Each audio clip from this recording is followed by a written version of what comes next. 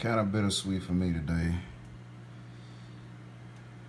Tank kind of empty, you know, because Apollo gone. But the good thing about it, they did get a chance to spawn slash breed one time.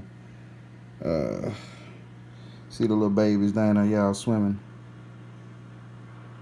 Y'all see them?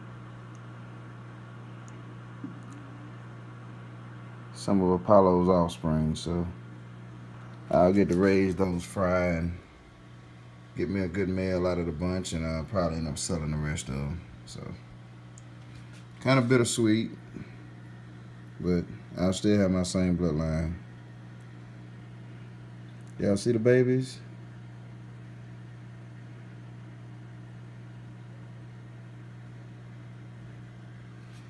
See how this is gonna work out. I'll keep y'all updated. DJ Silk out.